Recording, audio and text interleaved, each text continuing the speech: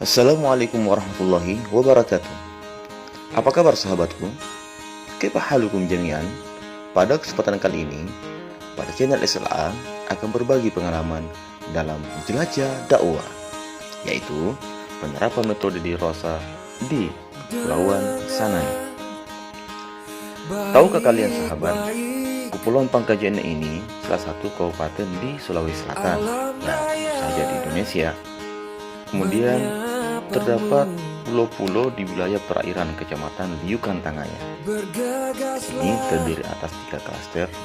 Kemudian untuk Pulau Sanane berada pada klaster yang pertama, yang terdiri dari Pulau Sabaru, Balo-Baloa, Lompo, dan Cakdi, Pulau Semanga, Delikan, termasuk di dalamnya adalah Pulau Sanane, Pulau Matalaan, dan masih banyak lagi pulau yang lain.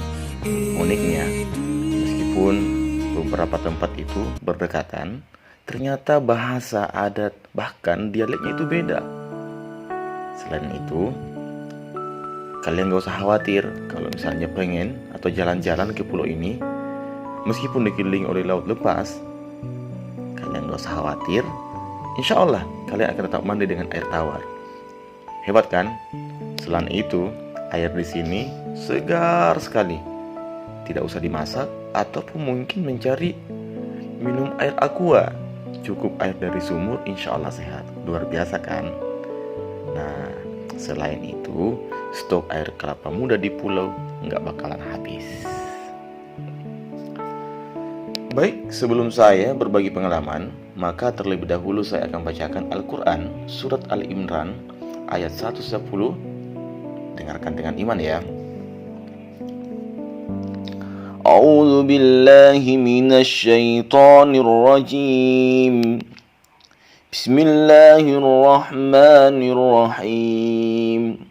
Kuntum khaira ummatin ukhrijat lin-nasi ta'muruna bil ma'rufi wa tanhauna 'anil munkar وَتَنْهَوْنَ عَنِ الْمُنكَرِ وَتُؤْمِنُونَ بِاللَّهِ وَلَوْ آمَنَ أَهْلُ الْكِتَابِ لَكَانَ خَيْرًا لَهُمْ مِنْهُمُ الْمُؤْمِنُونَ وَأَكْثَرُهُمُ الْفَاسِقُونَ. Ali Imran ayat 110, yang artinya, kamu umat Islam adalah umat terbaik yang dilahirkan untuk manusia, karena kamu menyeru yang ma'ruf dan mencegah dari yang mungkar, dan beriman kepada Allah. Sekiranya ahli kitab beriman, tentulah itu lebih baik bagi mereka. Di antara mereka ada yang beriman, namun kebanyakan mereka ada orang-orang yang fasik.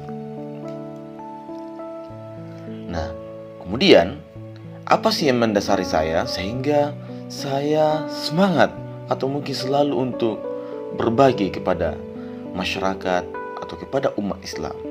Tahukah kita, pendidikan Rasul Shallallahu Alaihi Wasallam itu ada 3 hal, dan itu tercantum dalam Al-Quran.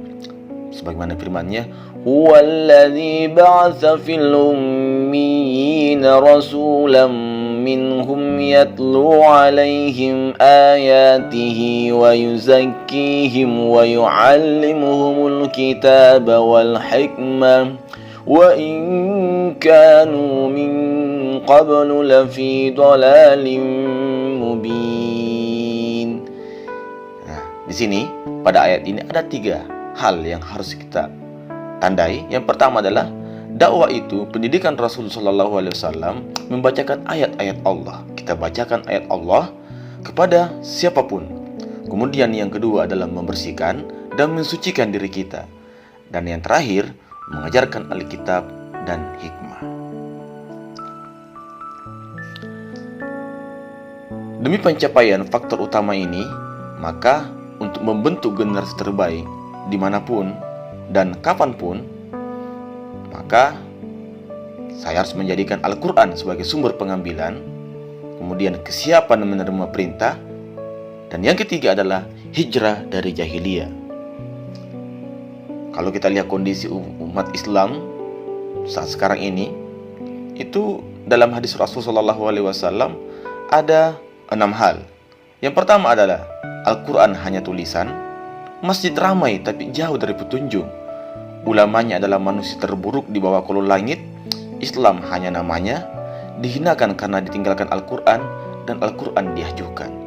Dari kondisi seperti ini, menggerakkan hatiku untuk terus dakwah, dan berdakwah. Fungsi Al-Quran, sahabatku, itu ada beberapa hal. Salah satunya diantaranya adalah Al-Huda sebagai petunjuk, Al-Furqan yaitu pembeda, bisa membedakan hal yang baik, hak maupun yang batil. Dan yang ketiga adalah Az-Zikr, artinya peringatan. Dengan Al-Quran yang kita bacakan akan memberikan peringatan kepada kita menjadi pribadi yang lebih baik. Wa dzakir fa inna dzikra tanfa'ul mu'minin. Selanjutnya, urgensi dakwah dalam Al-Quran. Al-Quran adalah merupakan kitab suci, pedoman sebagai ibadah bagi pembacanya. Dakwah Al-Quran adalah pondasi untuk dakwah lain. Dan selanjutnya, tidak bisa mengaji jadi penghalang utama ibadah. Dan yang terakhir, diterima oleh semua lapisan masyarakat. Oleh karena itu, berdakwalah dengan Al-Quranul Karim. Nah, adapun tujuan saya memilih Pulau Sanane sebagai destinasi atau tujuan dalam jelajah dakwah, dengan tujuan memasyarakatkan warga Pulau Sanane dengan Al-Quran melalui metode dirasa.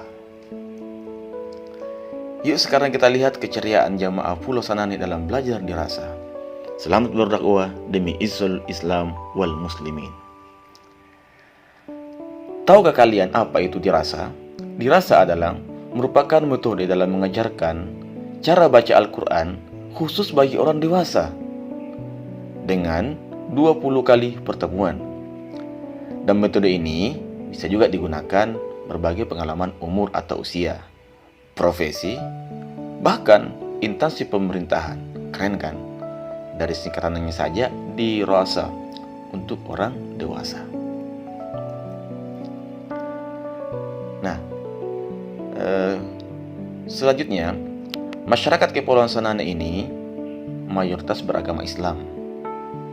Kemudian berbagai suku yang ada di dalamnya. Di pulau ini juga terdapat 2 masjid yang mewah. Pembelajaran dirasa saya lakukan pada siang hari sampai asar. Saya melihat antusias jamaah sangat bagus. Semua kalangan hadir, mulai anak-anak, remaja, dewasa, bahkan orang tua. Dan inilah yang membuat saya menjadi senang dalam berdakwah. Berikut kegiatan rutin selama berdakwah di Pulau Sanane pada bulan suci Ramadan. Pada pagi hari, tentunya selepas salat subuh, hal yang rutin yang saya lakukan adalah menjelajahi pulau sekitar dan bertemu langsung dengan warga setempat, berinteraksi, bersosialisasi, kemudian sambil berdakwah. Karena dakwah itu perlu kita ketahui, bukan hanya dari mimbar, tetapi kita bisa menggunakan door to door, yaitu bisa menggunakan face to face, bertemu langsung dengan warga atau umat Islam.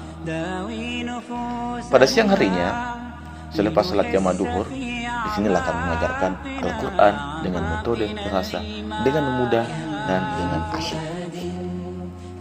Pada sore hari, setelah belajar dirasa di masjid, kami menikmati keindahan pantai di sore hari bersama remaja dan sembari membahas tentang apa itu Islam, apa itu remaja. Oh iya sahabat, kali ini saya ditemani sahabat saya, ya sekampung, sepondok, sealma mater, satu prodi lagi, ya sama-sama anak bahasa Inggris, sama-sama anak tarbiyah.